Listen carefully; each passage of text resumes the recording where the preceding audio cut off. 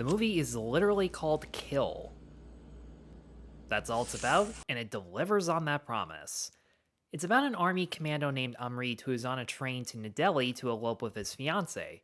But when a family of bandits board the train, it's up to Amrit to protect the entire train by kicking ass and taking a shit ton of blood. Holy shit.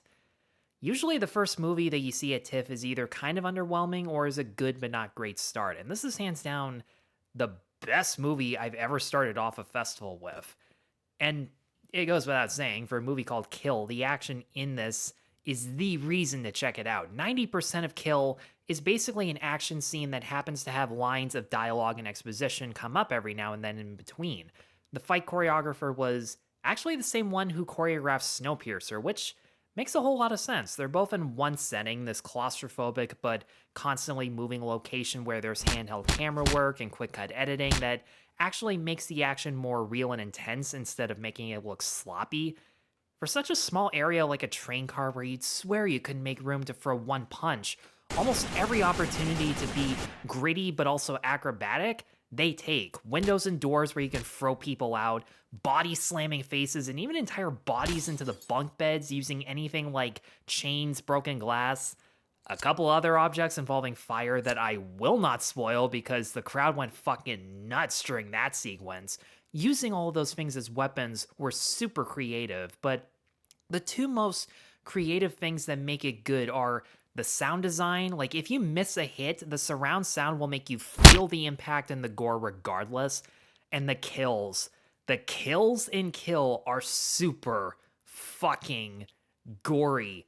The presenter before the screening tried to hype it up by telling us this took the Raid Redemption and flipped it on its head, and nah, that's bullshit. The Night Comes For Us had gnarlier kills, but it does come close a couple times where they pick the places you almost never see get stabbed or gratuitously mutilated, partially because it's hard to do that practically. The prosthetics make up an insane amount of genuine fake blood were so authentic and imaginatively sadistic, violent, and brutal that I really hope the director sees a therapist every day of the week.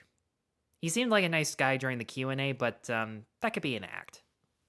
I'll also admit, the performances and script were a little more clever than I was expecting. The reason for Amrit and his fiancée eloping are pretty basic. She was arranged to be married to some boring guy, but what made the arc of Amrit protecting the train personal is that not only is she there, her entire family, who may change their minds if they watch their potential new son-in-law saving their lives and everyone on the freaking train, and see that he's a naturally good, selfless, and devoted person who would do anything to protect a human life, let alone their own daughter. The cliches I thought were going to pop up surprisingly never did. If anything, they went in the most unpredictable route whatsoever. The villains were portrayed in a sympathetic way where, without getting into super specifics, our main hero and villain have one thing in common. Each of them has harmed the other's family in some way during the film and are trying to avenge it. Now, on the one hand, the main villain in this is clearly having a ball. He's the perfect amount of over the top and makes the most generic one-liners sound totally badass. And it was weird seeing the villains in fear for the safety of their loved ones more than caring about the loot. But there's a downside to that. As the movie goes on, every time a crucial death happens, it gets more melodramatic when the emotional impact is supposed to be there. Characters are ugly crying for at least a minute on end, which feels 5 times longer than it is. Sometimes in slow motion shots that unintentionally look ridiculous, and I'm willing to bet weren't supposed to be slow motion until post-production, especially for the villains. And every time we saw the villains mourn one of their own, all I could think of was, you guys were holding machetes to innocent people's lives. Should I really feel sorry for you right now? You guys never seem like the desperate, we need to save the house, or it's because we're impoverished kind of family bandits. And if that was the idea, it wasn't made clear. And the other problem is that there are some side characters who feel so inconsequential, I kept forgetting they were even in it.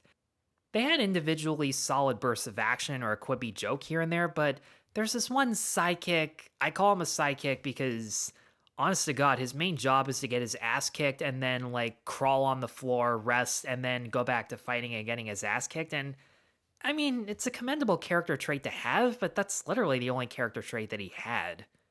Kill will be compared to The Raid, Die Hard, Dread, or, as I said before, The Night Comes for Us just on a train. And while those ones were either gnarlier or had a better story, the things that all these movies have in common are the reason to check out Kill whenever it comes out in theaters.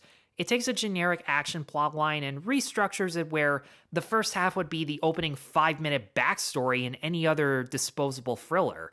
Then the title card comes in halfway through, and it becomes that random action movie on steroids. I can't praise this movie enough. Whenever Kill comes into theaters, no idea when that's going to be, but in any case, check it out. It was a lot of fun. It's already being hyped up as Bollywood's most violent movie, and I'm inclined to agree right now. Okay, this movie meditation was a hell of a lot better. Now on to the holdovers.